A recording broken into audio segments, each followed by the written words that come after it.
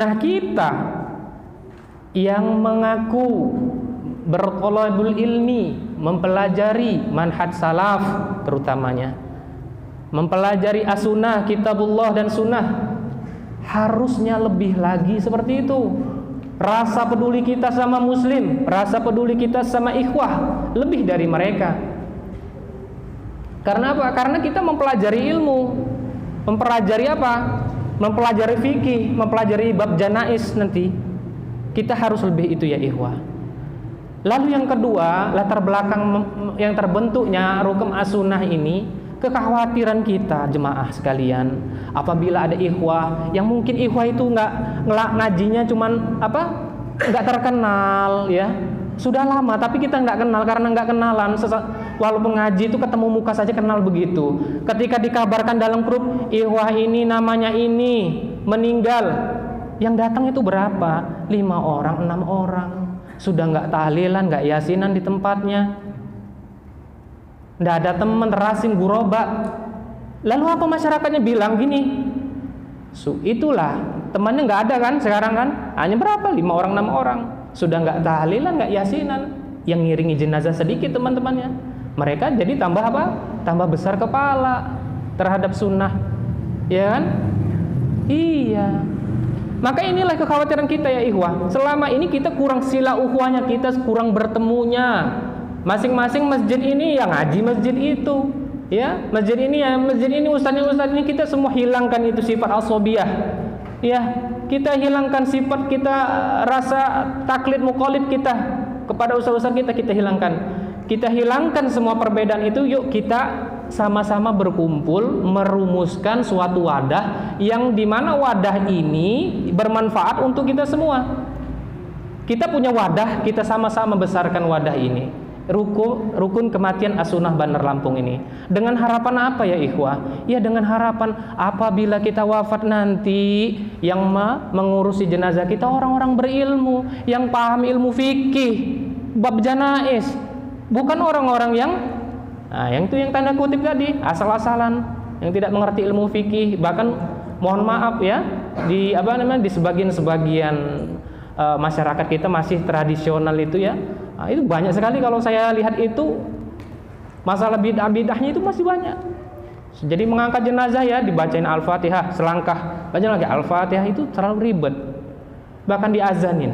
Padahal syariat azan itu untuk apa? Memanggil orang sholat, bukan untuk menguburkan jenazah. Makanya itu kita dengan tujuan latar belakang inilah, maka di tanggal berapa 27 Ramadan itu ketika ana mengkoordinir itikaf di Masjid Baitur Rasyid kantor Kanwil Bea Cukai, ana mengumpulkan beberapa ikhwan mengabarkan hal ini. Walhamdulillah mendapat tanggapan positif dari ketua kita, dari bendahara sekretaris kita. Alhamdulillah. Nah, teruslah kita membentuk panitia sementara. Jadi orang-orang ini ya cuma sementara saja, bukan suatu ketetapan ya, karena kita belum menetapkan siapa nanti ketua ini, belum. Ini baru panitia untuk memudahkan wasilah terbentuknya ya Rukum As-Sunnah ini. Itu latar belakang kita.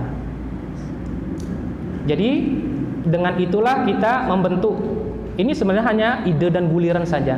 Dan kita tadi sudah dijelaskan oleh tetua kita ya Ami Ali, bahwasanya kami sudah mengusahakan ini. Kita berkunjung ke Masjid Al-Hidayah ya, mengunjungi Ustadz Firman hafizahullah taala, dan alhamdulillah respon beliau positif. Kita berkunjung ya, dan kita mengabari ke Masjid Ar-Royan, alhamdulillah Pak Abbas sebagai DKM di sana juga positif. Dan kita mengunjungi mengabari Pak Willy ya, Musola Suhada itu juga alhamdulillah respon positif. Al-Haya juga alhamdulillah, semuanya alhamdulillah. Jadi ini rukum ini sebenarnya ikhwah adalah salah satu rukum saja di rukum-rukum As-Sunnah lainnya. Sebenarnya Ustadz Firman sendiri pun sudah ada rukum As-Sunnah, tapi karena yang meninggal itu jarang-jarang, jadi ya itu terlihat seperti tidak aktif. Begitu juga Al-Haya, karena kemarin sempat ya itu saja curhatnya, yang datang itu aja. Kalau kata Pak Towi itu LL, lo lagi katanya yang datang gitu kan, yang lain enggak ada. Ya, maka dari itu ya ikhwah, kita membentuklah suatu wadah yang namanya Rukem As-Sunnah ini, dalam artian wadah ini mari kita gotong royong sama-sama. Gotong royong sama-sama, satukan visi misi kita sebagai orang-orang yang beriman. Ana kutip di dalam Al-Qur'an ya, wa'tasimu bihablillahi jami'an wa la tafarraqu ya. Di sini Allah berfirman dengan apa? Menggunakan fi'il amr ya. Wa'tasimu ya. Wa'tasimu fi'il amr perintah, hukum asal perintah itu wajib. Allah memerintahkan kita wa'tasimu bihablillah jami'an.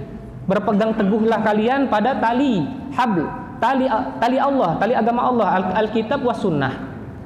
Lalu di sini Allah melanjutkan wala tafarraqu. Nah, di sini ada harfun nafi. Harfun nafi ini larangan dari Allah. Asal hukumnya kita hindari atau kita tidak laksanakan larangan ini, yaitu janganlah kalian berpecah belah. Nah, itu dasar yang untuk mendirikan rukum ini. Lalu adalah Nabi bersabda, al-mu'minu lil mu'minil kal bunyani yashuddu ba'duhu ba'dah.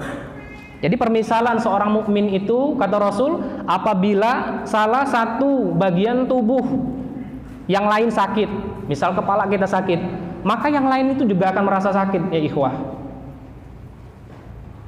Ya kita harus merasakan itu. Kalau ada ikhwah kita yang meninggal, ya kita merasa kehilangan. Cepat kita datangi, cepat kita urus jenazahnya, karena semakin cepat maka semakin baik.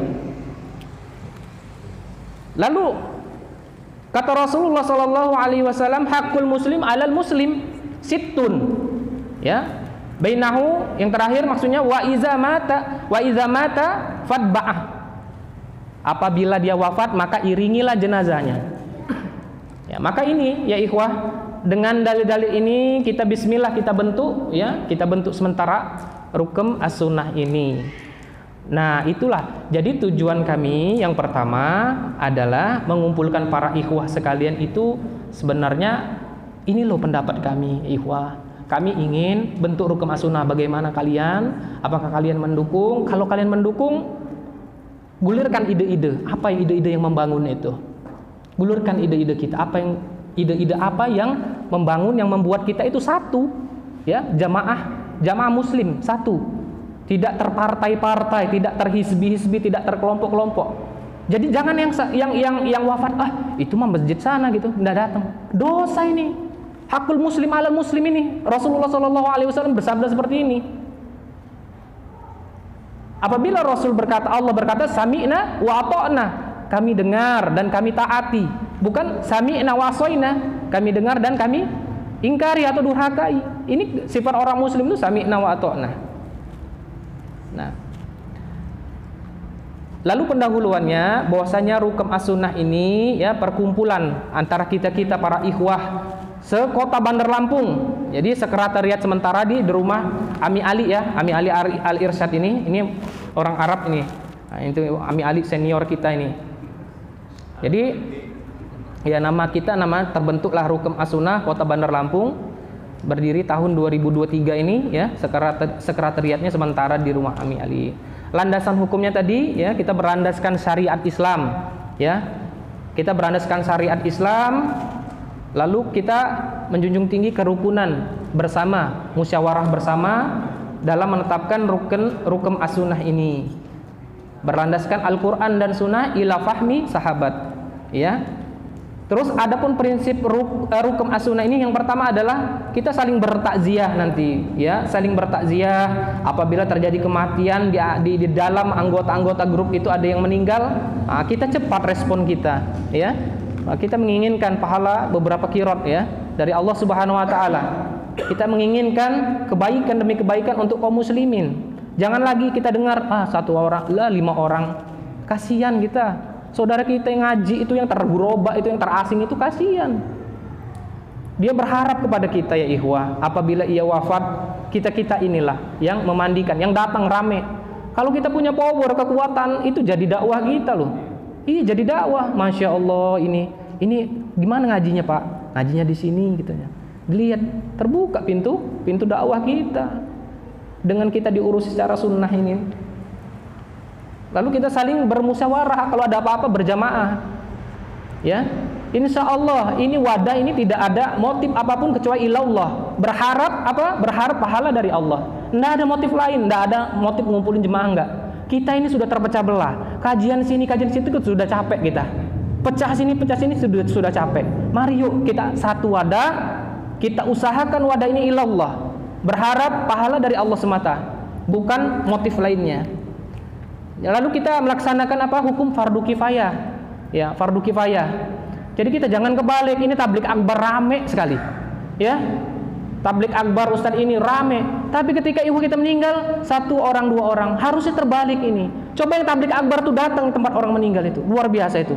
Sampai penuh itu, bagaimana itu kan? Masyarakat melihatnya. Ada kekuatan, ada power. Kita jangan terbalik ya ikhwan.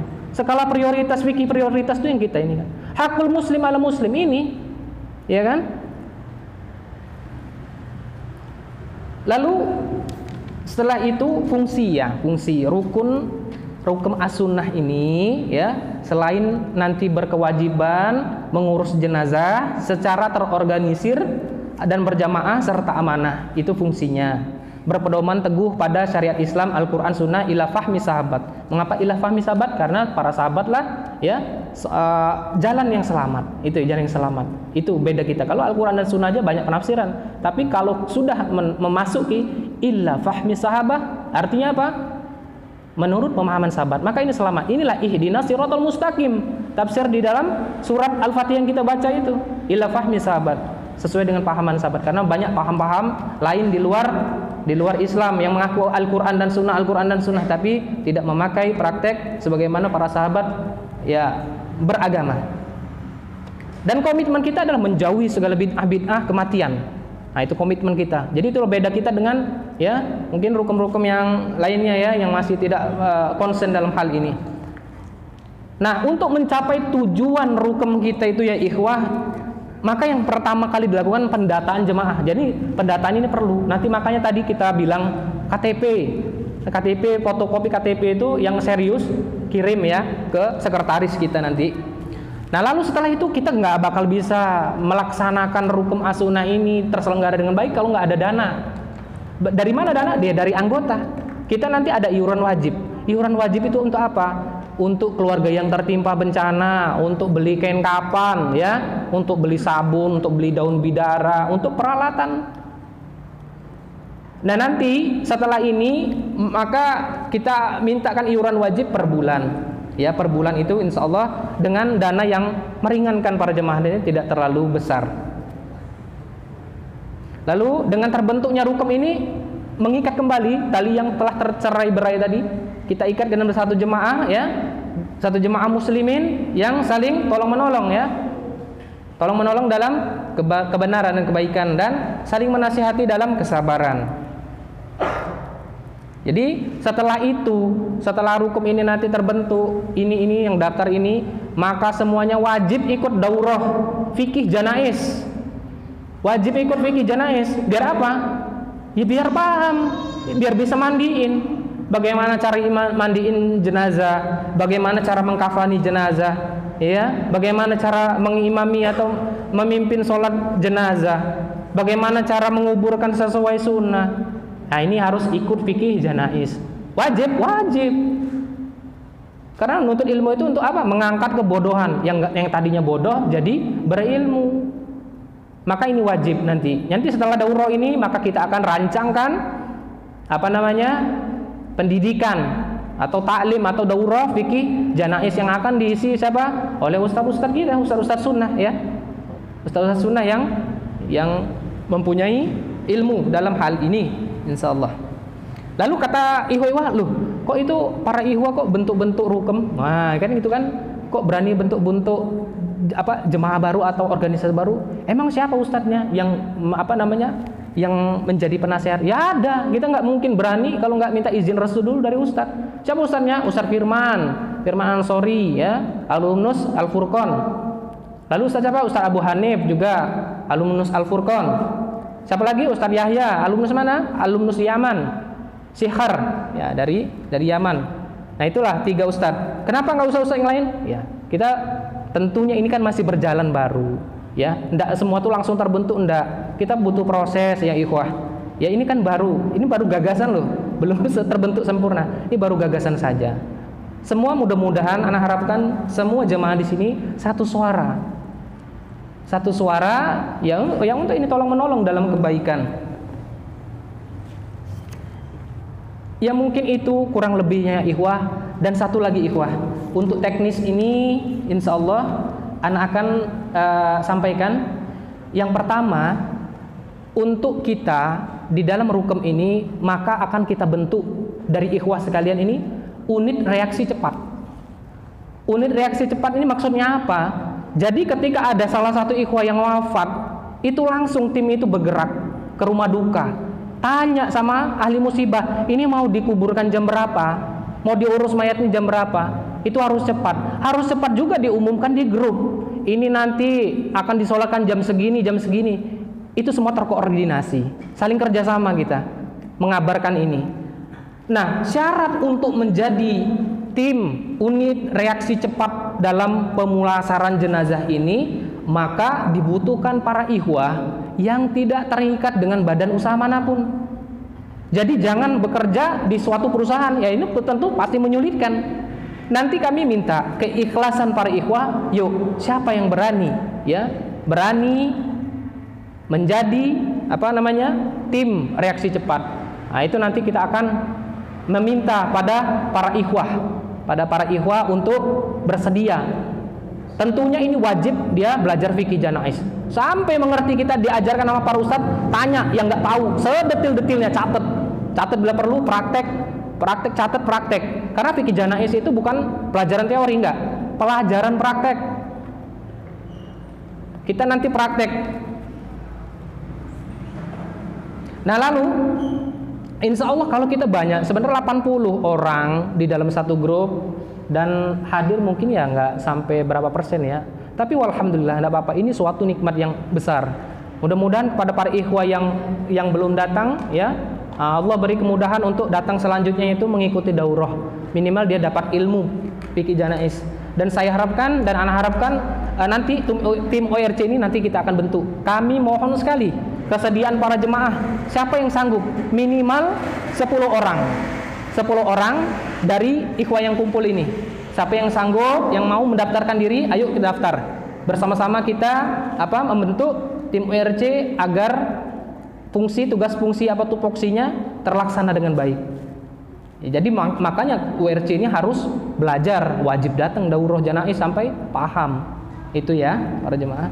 Nah lalu terkait, kan kita ini begini ya ikhwah, kan kita ini sudah ikut rukem as-sunnah itu di tempat masing-masing, ya kan? Rata-rata begitu. Itu untuk apa? Itu untuk menjaga hubungan kita dengan masyarakat terbina baik. Jadi jangan ikut rukem as-sunnah aja. Bila perlu ikut rukem di rumah itu, wajiblah. Maksudnya itu. Kenapa wajib? Ya nanti biar dapat jatah kubur di tempat lingkungan sekitar. Kalau kita tinggalkan rukem itu, ini kubur di mana? Kan gitu. Ya, kita tetap menjalin hubungan bayar iuran per bulan kepada masyarakat. Nanti teknisnya apabila nanti wafat, maka yang pertama yang harus kita lakukan setelah daurah ini, setelah acara ini, bilang sama istri, buat surat wasiat. Lah, untuk apa gunanya surat wasiat? Ya berguna, biar nanti orang-orang URC yang sunnah ini, ya, yang ingin diurus secara sunnah ini, datang ke rumah duka itu ndak ada lagi perkara tawar menawar. Wah ini bagian saya, ini kok ini anak saya terserah saya mau mau mengurus secara masyarakat sekitar, terserah saya, kata bapaknya atau kata ibunya. Ketika kita datang ndak ada lagi yang seperti itu. Makanya setelah nanti datang acara ini, buat surat wasiat khusus, satu untuk pribadi antum sama istri dan anak antum, catat apa-apa saja yang berwasiat pada istri dan anak. Lalu wasiat khusus, wasiat apa? Diurus penyelenggaraan jenazah saya nanti secara syariat, secara sunnah oleh teman-teman saya, tim WRC mungkin, as-sunnah atau asatiza sunnah yang lainnya. Begitu. Setelah buat surat wasiat apa? Sosialisasikan. Jangan diem-diem aja. Sosialisasikan kemana? Ya tadi kan sudah dibilang ke istri, ke keluarga besar. Biar nanti tidak ada bentrok. Jadi jangan nggak nyusahi tim WRC nanti. Pak, Bapak sudah, jangan, biar kami aja. Nggak ada seperti itu. Nanti ketika datang, assalamualaikum, kita bertamu dengan baik, kita bicara, Bapak Ibu, jenazah semasa hidupnya telah menulis surat wasiat, iya kan? Apalagi wasiat untuk takwa, wasiat untuk kebaikan. Maka kami sebagai saudaranya sudah semestinya melaksanakan wasiat ini.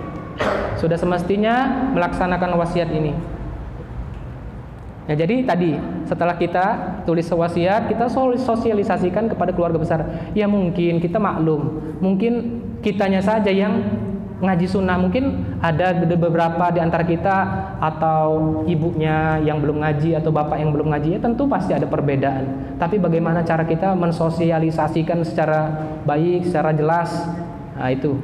Emi, ada tambahan? Ya nanti ya.